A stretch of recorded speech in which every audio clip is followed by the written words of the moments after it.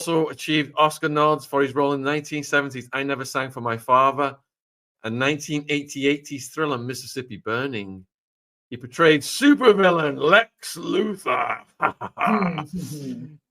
I love this one. In the 1978 Superman film, starring Christopher Reeve in the eponymous role, and Marlon Brando as Jor-El, Superman's biological father. He reprised the role for its subsequent sequels, Superman 2, Superman 4, The Quest for Peace. He acted opposite many heavyweights, including Al Pacino in The Scarecrow. Young Frankenstein. Me and Hammy just laughed our asses off at that one with Gene Wilder. They performed together in Bonnie and Clyde, as well as Warren Beatty and Diane Keaton in the 1981's Red. His other notable roles included The Poseidon Adventure, The Conversation, and Runaway Jury. And he was in the star-studded cast of Wes Anderson's The Royal Tenenbaums. So the other story we were going to talk about, Jen, we've got several people heading to America: Andrew Tate, Tristan Tate, and Keir Starmer. Right. I was just in the hairdressers, as you know, and yeah, I chat to the other women in there about what I was about to do and come on and talk about these guys, and I was like, I've got a theory. They have flown Keir Starmer out, sack him on the spot, and put Andrew Tate in his place. And one of the other women went in there. She's like, no, we will not allow that. We will not have Andrew Tate as our PM. And I said, well, who's making a bigger mess of the country? Keir Starmer? Or who's going to make a bigger mess? Andrew Tate. I'll probably go with Tate. I'd vote for Tate. I'm sorry. Him or Tommy Robinson at this present moment. Yeah, there's loads of headlines from early January saying that Andrew Tate is eyeing for UK Prime Minister and has launched his own party, Bruv. And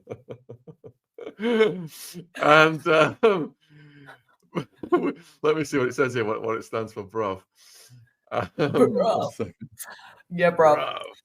Bruv. Right, I'm getting that. So, Boris Johnson, Bruv, stands for Britain Restoring Underlying Values. I mean, honestly, Jen, we had a grooming gang survivor on last night. Extremely brave lady, Tate. And I read in the news yesterday that Keir Starmer's party, Labour, has voted against an investigation into grooming gangs in London. Absolutely obscene. So you've got a prime minister who's enabling the GGs. He's trying to keep the war going in Ukraine so more young people can die for BlackRock and the military-industrial complex and oligarchs and Zelensky and his crew. It's absolutely sickening. I mean, what could be worse than someone who stands for these gangs that are young girls, tens of thousands of survivors, hundreds of thousands maybe, and wants to keep the war going when Trump has just revealed this war is a complete and utter shakedown. And the Tates, give them props. They have been outing the military-industrial complex, Big Pharma, and all these parasitic entities that Trump is going after. So I do hope that the Tate brothers become a force for the reckoning of Keir Starmer, and Trump and Elon, and they all seem to be on the same page, Jen. Yeah, and they do, and that is apparent as well. And we do need to, unfortunately, get rid of Keir Starmer from his position because he's not doing anything. He's adding no value to the UK, and he is just obsessed with this war over in Ukraine, and he's damaging this country. I can't stress that enough. He makes my blood boil. Watching that interview with Kate last night, if someone can put a link in the description box, like, it was heartbreaking to hear that this goes on here in the UK. It's disgusting. Yeah, if you missed our interview with the GG survivor Kate, that was just part one we did last night. She's coming back. There's so many more parts. It gets worse, guys. She ends up in Birmingham. She ends up overseas. I'm going to put the link in the description box if you're watching this on the replay. And please support Kate. Honestly, my head wanted to explode. My heart was just somewhere else. What she went through, disgusting. And to think that this is continuing to this day and being enabled by these politicians who don't want to do investigation. The only two parties that wanted to do the investigation was Farage's party and the Conservatives. The Liberals, the Labour, the Green, all these woke parties shut down the investigation. And I'll just continue this Tate headline then. So Tate and Andrew and Tristan have left Romania by private jet following pressure by Trump to lift the travel restrictions imposed upon them. They left Romania at 3 a.m. UK time via the airport this morning, sources in Bucharest told the BBC. They are believed to have left by private jet, with sources adding that the brothers are heading to Florida on the US passports after the documents were returned to them by the Romanian authorities, after officials from the Trump administration earlier this month pressured those authorities to lift travel restrictions on the brothers, even though they face criminal charges in the country. They were arrested in 2022 on charges of human transportation, blah, blah, blah, money laundering, forming an organized crime group, and they have denied any wrongdoing. I know they're extremely controversial across the world, including with our viewers. So let's ask the viewers, guys, do you think Trump admin lifting the Tate travel restrictions and allowing the Tates to fly to Florida is a good idea? Put a 2 in the chat if you think Trump lifting the travel restrictions and letting the Tates fly to Florida is a bad idea. I mean, Florida's got his Mar-a-Lago down there. There's a lot of meetings going on down there. I have been communicating with one of the Tate's lawyers this morning, and let me just see. Oh, have you? You don't tell me this. Yeah. You going back out there again? No, because they're not out there anymore. No, it could be a nice break. That's what I was thinking. And in fact, what he said to me, I'm allowed to. I'm not going to repeat it to the public because it's not public available information. But there's a lot going on from what I'm reading here. All right, so we've got ones saying that Trump did a good thing, letting them come to America, and we've got twos. I think we've got about 85% ones, and then about 15% twos. And they've got Tommy Robinson locked up here as well, also a possible candidate for running in politics here. But you know, all these guys, they try and weaponize the mainstream media against them. You know, when I said I was going to interview Tommy Robinson, you know, my parents and my sister were up in arms because they've believed that what the BBC and these other parasite entities have broadcast about them. So what do you think about Keir Starmer going to America, Jen? Oh God, no, right. Meet Trump in Washington. If I really said what I feel about it, then this channel would be, you can't give me carte blanche on that subject. But he's gone over, he's been summoned by Trump, and like the little man-child he is, has gone over there, and he's going to get a good telling off about to stop pushing certain narratives that don't need to be pushed. We know what's going on here. Like, he's going to be told off. He's getting a telling off of Trump. So he's already making overtures of continuing the Ukraine war to Trump. And Trump, I mean, Keir Starmer can go to Trump just like Zuckerberg went to Trump with his measly $1 million check, political contribution, to try and get on Trump's good side. Starmer's going to go over there. This woke cretin. I mean, look at this. I'm going to put a picture up. I don't want to get your puke bags ready, folks. I mean, if that doesn't look like some kowtowing, Stasi, bureaucratic, Orwellian inversion enforcer, to me, I don't know what is. So that this cretin's going to go over there and bow down to Trump and tell Trump he needs to keep the war going and keep all these kids dying in Ukraine. Because they need more monies. No. They need more monies from Big Daddy America, Big Papa America, going to send billions and billions and back up Raytheon and all these other parasites. When Trump said he saw the young lads dead on the landscape of Ukraine, and it looked like the battlefield of World War II, and how is this being allowed to happen? We know that Boris Johnson continued it to allow it to happen. We know that Keir Starmer is still doubling down to try and keep it to happen. How do these people sleep at night looking at these photos of these young people dying so that the interests of BlackRock and globalists can be protected? It's obscene. Oh, here's an interesting one. Trump will give a big ultimatum to Starmer. I bet he has dirt on him and his party. Watch Starmer comply or resign. I mean, look at how many of Starmer's cabinet, going back to George W. Bush and Tony Blair, look at how many of the Labour Party's cabinet were dealing with Epstein.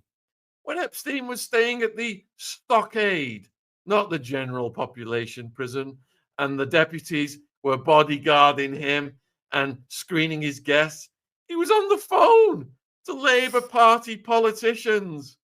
This is how incestuous this whole network is. So, yeah, it's weird, isn't it?